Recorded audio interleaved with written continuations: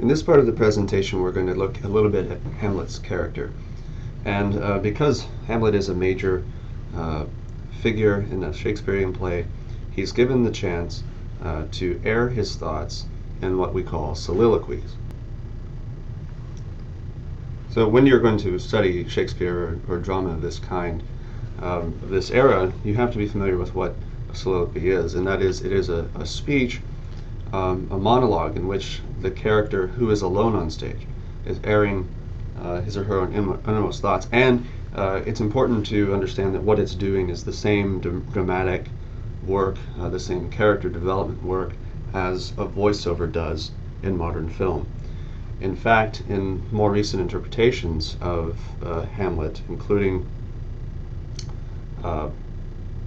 Laurence Olivier's 1948 version and the 2000 or so version with Ethan Hawke, not a good version in my opinion, but the monologues or the soliloquies are done as voiceovers because film allows for that, and the staging technology of Shakespeare's day just didn't do it, and so to write the soliloquy was really to use the technology available to develop characters alone with their own thoughts. It allows, of course, us to be privy to details about our main character that other characters on stage are not privy to. And in Hamlet, Shakespeare gives him 7 soliloquies. I'm going to focus on fewer than that, and I'm going to wrestle with this question that people ask, and it's indeed a question that Hamlet has asked of himself. Namely, is Hamlet a coward? Now, let's take a look at this portion of the to be or not to be soliloquy. The to be or not to be soliloquy is the most famous part of the play, perhaps the most famous part of the play. The other part, contending for that, it may be the Alas Poor Yorick, where he's holding the skull. But as speeches go, this is probably the most famous speech in all of world literature. And in this part, we're going to examine it a little bit more in detail. But in this part, Hamlet, who is wrestling with the question of suicide, really weighing the benefits of suicide as well as the detriments of suicide, he says this: "Who would bear the whips and scorns of time, the oppressor's wrong, the proud man's contumely, the pangs of disprised love, the law's delay, the insolence of office, and the spurns that patient merit of the unworthy takes, when he himself might his quietus make with a bare bodkin? And who would fardels or burdens bear to grunt and sweat under a weary life?" He then goes on to say, "But that the dread of something after death, the undiscovered country from whose bourne no traveller returns, puzzles the will, and makes us rather bear those ills we have, than fly to others we know not of." So the only explanation that Hamlet is at the moment entertaining for not committing suicide is that the problems that we experience here on earth may not be as bad as those problems we experience after death. If it weren't for the fear of what comes after death, he's saying, it just wouldn't make sense to live this life. Now, once again, here is Hamlet, possibly speaking at his hyperbolic best again. He's naming several examples of powerlessness. Big part of that list is corruption, the insolence of office, the law's delay, the fact that our systems, our governments, our laws don't always work for us, the pangs of despised love, having loved and lost, or really not loved and lost, but to have love unrequited and despised. This is painful, and one of the reasons it's painful is one is simply powerless to do anything about it. So here again we revisit this issue of power. Now, We're going to take a look at 4 soliloquies out of the 7 that Hamlet speaks. And I want us to know that these 4 soliloquies really open up to us really several important parts of Hamlet's character development. And if we're going to deal with the question whether Hamlet is a coward, we have to deal seriously with these 4 soliloquies. And what I'm going to show you is that 2 of these soliloquies are paired and another are paired. Let's take the second pair first. In Act 2, Scene 2, Hamlet has witnessed an actor, and he's gotten emotional over a scene about a fiction. And Hamlet looks at himself and says, if this actor can get all worked up over this fiction, why can I not get properly worked up and spurred to action over something that really did happen and that is a really good cause for action? And at the end of this, he decides, well, the reason I haven't been acting so far, the reason I've restrained myself, is that I'm not sure about the ghost's identity. This ghost could be a devil that's lying to me, and by lying to me and acting on his lies is to trap me and damn me. In Scene 4, Hamlet is sent away to England, and on the way he runs across Fortinbras's army. He speaks to one of the soldiers, asks what's going on. The soldier tells him that they're going to fight for a small plot of land, and the soldier says, I wouldn't want to have this land even at a very, very cheap cost. It's really just worthless. And then Hamlet wonders why it would be defended, much less fought for. And after thinking about this, considers that it's Fortinbras's action for his own honor that spurs him on to this dangerous action which may lead to many deaths. Why is it then that I haven't acted on my causes, which are greater by far? What keeps him from action? He wonders, well, maybe it's just he's more beast than man, perhaps.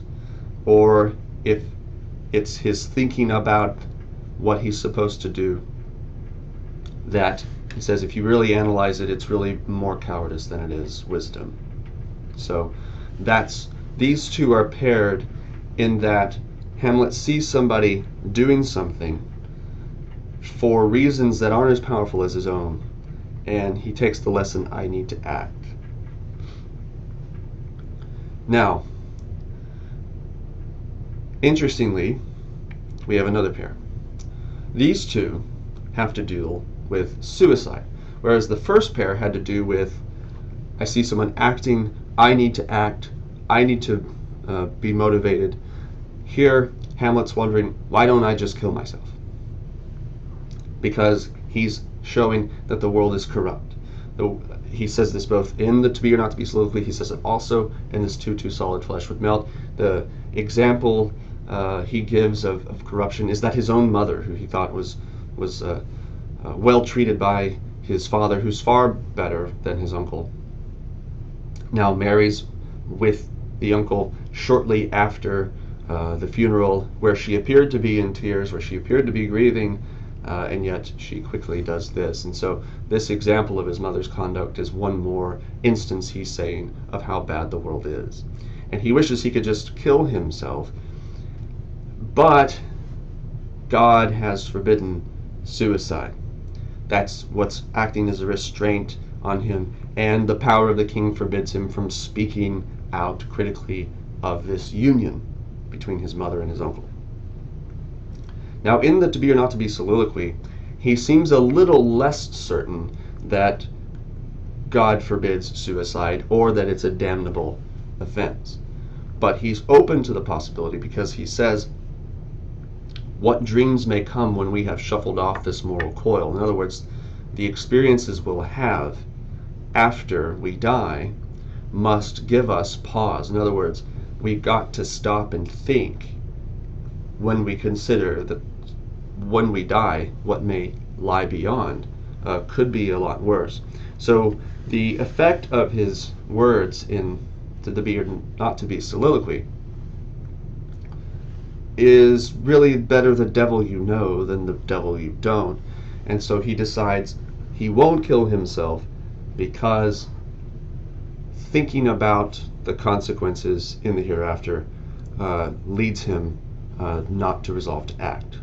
In its cowardice, he says, to not act in the view of the threat of damnation. Interesting because, as we'll see later on, Laertes, who, as I'll explain, is a foil for Hamlet, dares, he says, damnation and acts in the face of these threats of being damned.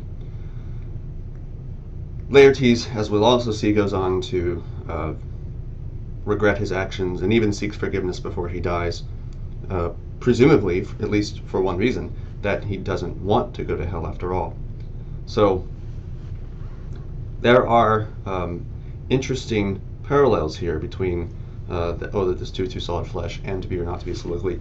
I would argue that we really should see these as twin soliloquies, while we should also see these soliloquies as twin soliloquies, and they are moments where Hamlet revisits really kind of two impulses of his nature. On the one hand, he's tempted to see the world as a pretty nasty place, one that he's powerless to do anything about, and that really, but for the divine prohibition against suicide, he would check out.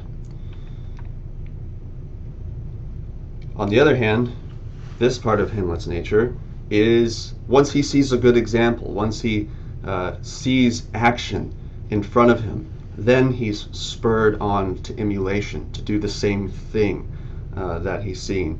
So it seems when Hamlet is alone with his thoughts, sees someone, it doesn't see anyone acting in an admirable, noble way, he tends to go toward negative reflections on the world, thinking there's nothing he can do about it.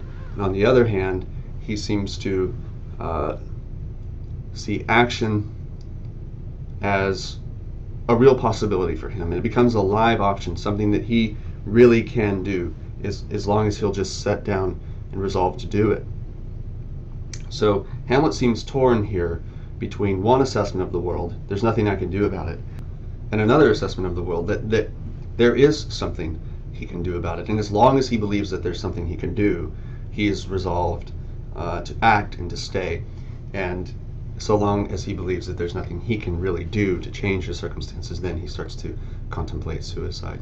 So whether this argues for Hamlet's mental instability, as some have suggested, it does seem, at least on the surface, to suggest that he vacillates between two differing opinions about just how much power he really has to make a difference where he sees evil. Now, I've been treating the to be or not to be soliloquy as though it were a pretty straightforward statement against or about suicide. But there's actually several complications that the drama creates, and in context raises some serious questions. The to be or not to be soliloquy is, again, celebrated as one of the most famous speeches in all of world drama. But what role it really plays, what it's really doing for the play as a whole, is not a simple matter. And that's what I'm going to discuss in more detail because it's going to require a bit of time to discuss in the next part of this lecture.